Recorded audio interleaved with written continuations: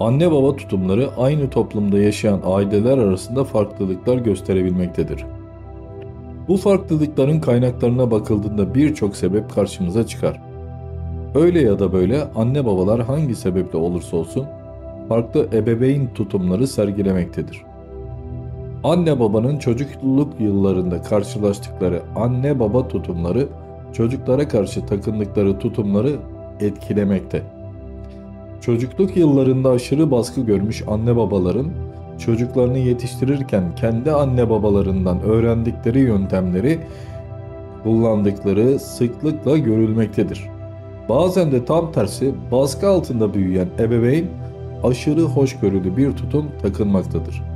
Bu da çocuğun gelişimi açısından uygun bir yol değildir. Kendi aralarında mutlu olan çiftler çocuklarına karşı daha kabul edici ve ılımlı bir tutum takınırken, mutsuz evliliklerde problem yaşayan çiftler çocuklarına karşı tutarsız bir tutum izleyebilmekte. Bazen de eşiyle problem yaşayan ebeveynler çocuklarına karşı aşırı koruyucu tutum sergileyebilmektedir. Bireylerin sağlıklı bir biçimde gelişimlerini sürdürmelerinde ve yaşam doyumlarının yüksek olmasında yakın çevreleri ile olan ilişkileri önemli bir yere sahiptir.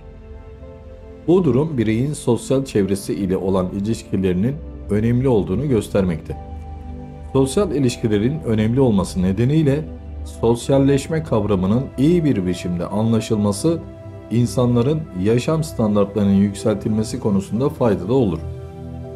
Sosyalleşme kavramı bireyin toplumun değer ve normlarını gözlemlemesi, öğrenmesi ve söz konusu değer ve normlara uygun davranışlar sergileyerek toplum tarafından kabul edilmesi şeklinde açıklanabilir.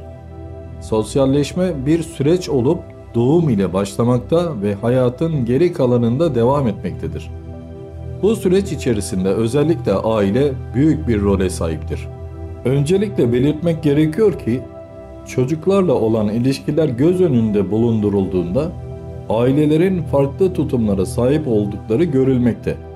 Bu tutumlar otoriter tutum, demokratik tutum, koruyucu tutum, ilgisiz tutum ve tutarsız tutum olarak sınıflandırılabilir.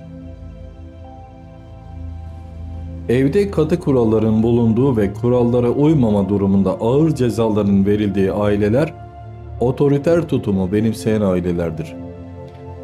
Çocuk ve anne arasında iyi bir iletişimin bulunduğu, ağır cezaların olmadığı fakat sorumlulukların belirlendiği ailelerde demokratik tutum benimsenmiştir.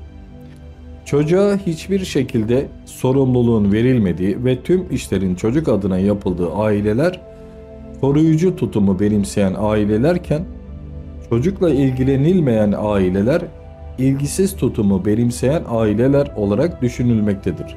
Çocuk ile olan ilişkilerde belirli standartların bulunmadığı ve tutarsız davranışların sergilendiği aileler ise tutarsız tutumu benimsemiş olan ailelerdir. Bu ailelerde yer alan anne babalar herhangi bir zamanda olumlu tepki verdikleri bir davranışa benzer bir durumda başka bir zaman olumsuz tepki verebilmektedirler. Bu durum çocuğun hangi davranışın doğru olduğu noktasında kararsızlık yaşamasına neden olmakta ve çocuk davranışının doğruluğundan ziyade göreceği tepkiye odaklanmaktadır. Anne baba tutumları çocuğun ilerleyen yaşlardaki sosyal ilişkilerinde belirleyici olmakta.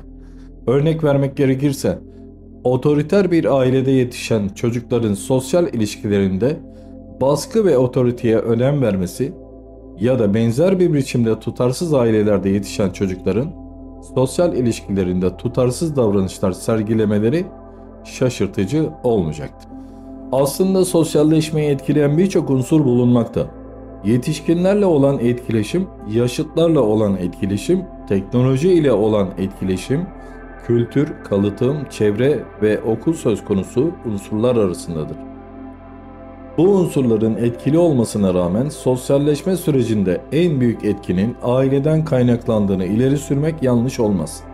Zira anne babanın tutumu çocuğun bağlanma biçimini şekillendirmekte. Çocuğun bağlanma biçimi ise sosyal ilişkilerin ne şekilde olacağını belirlemekte. Örnek vermek gerekirse Güvenli bağlanan çocuklar çevrelerinde insanlarla iyi ilişkiler geliştirirken, saplantılı bağlanan çocuklar kendilerini değersiz görmekte, başkalarını değerli görmekte ve kendisini ispat etme çabası içerisine girmektedir. Bu durum onun sosyal çevresi ile sorunlar yaşaması ile sonuçlanır. Bağlanma biçimlerinin anne baba tutumuna göre şekillendiğini iddia etmek hatalı olmaz. Örnek vermek gerekirse, anne babasından sürekli bir biçimde ceza gören, söz konusu cezaların etkilerini ağır biçimde yaşayan çocuk, sahip olduğu otoriter aile düzeninin bir sonucu olarak güvenli bağlanma tutumu geliştirmekte zorlanacaktır. Bu çalışmanın amacı anne baba tutumunun çocuğun sosyalleşme süreci arasındaki ilişkinin ortaya çıkarılmasıdır. Bu amaçla çalışmada öncelikle yerli ve yabancı kaynaklardan oluşan geniş kapsamlı bir literatür taraması gerçekleştirildi. Literatür taramasında anne baba tutumları, çocuğun sosyalleşme süreci ve bağlanma tarzları incelendi. Daha sonraki bölümde uygulama gerçekleştirildi. Bu araştırma ilişkisel tarama türüne göre modellendi. Katılımcıların var olan özelliklerine hiçbir değişiklik yapılmaksızın veri toplanarak var olan durum hakkında katılımcıların görüşleri alınmaya çalışıldı.